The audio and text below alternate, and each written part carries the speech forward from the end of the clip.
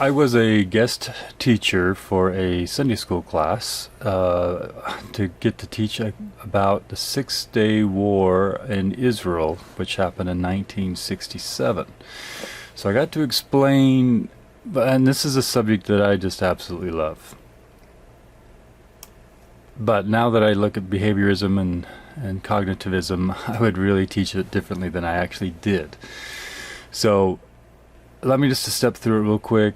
I showed them a big map of the world, and then particularly right there where Israel is found, and how they got dispersed way back, what was that, 2,000 years ago.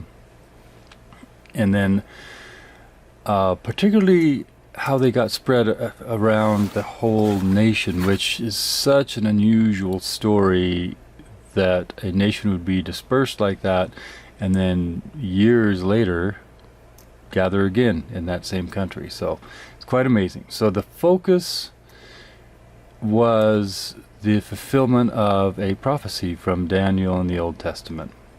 So I was able to show how that worked out.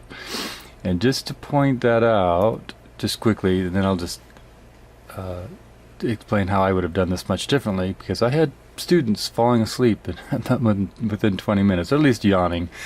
But I thought having a mix of video and presentation like this, I would keep them going. And most of them I thought were pretty good, but I did lose some, so I'd like to know how to do that better. And I think behaviorism, cognitivism, and even the socioculturalism, I would have been able to teach a better lesson. So in 333 BC is when we had the Battle of Issus, and Alexander the Great was described in Scripture, as we see up here in Daniel. And here's the big thing. Here's the kicker. So I'm going to highlight that right there. That 2,300 evenings and mornings, the holy place would be restored, and that would be in Israel. So just simply put, 333 BC, if you take 2,300 minus 333, you end up with 1967. And almost actually to the day, because there was others that said that June 7th was the day that Alexander the Great overcame the Persian king Darius III. And on June 7th of 1967 is when the Israelis, I guess you call them, took over Jerusalem.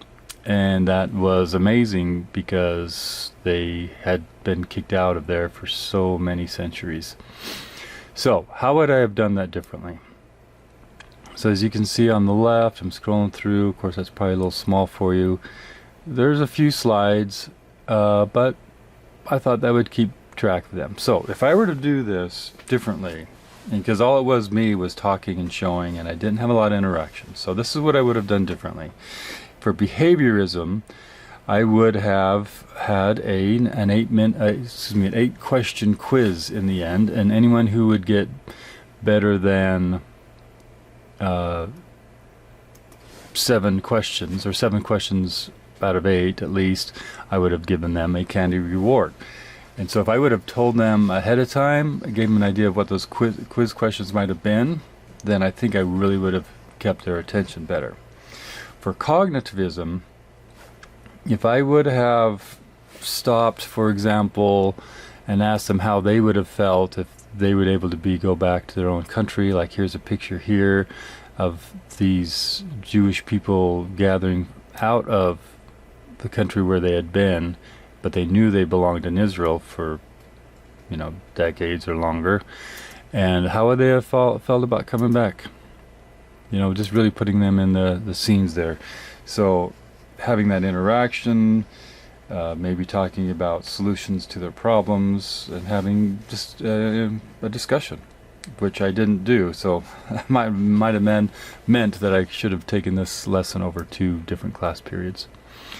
But I only had one class, one chance at it. So I really couldn't have behaviorism as far as establishing, grading or tests and really watching their behavior in that sense. So in the social cultural sense, the best way of people learning is I might have asked them to do a search on Jewish nationalities and all the different things they could discover so they could participate in searching for identifying the nationalities. And once they identify one nationality, be able to really have them involved in picking out other nationalities and identifying them as well. So otherwise, for the new theory, as it says, the old Chinese proverb, tell me and I will surely forget, show me and I might remember, but make me do it and I will certainly understand. So I would have them stop and make the calculation themselves of this Darius III and his timing of 333 BC to actually have them write down, so they'd have pencil and paper at least, and make the calculation themselves. And of course the trick for these younger ones is to realize that 333 BC is actually a minus problem from 2300 until they realize that, wow, that lands right on 1967. So those are the various things I would have done differently, and that's intriguing to me because I see now that I really could have had them really dig in and be, potentially as excited as I was to make this discovery. And this history that was prophesied 2,300 years previous. So I hope that is significant for this assignment, but for me, I've learned a lot by actually making that comparison on this particular subject that's intriguing to me.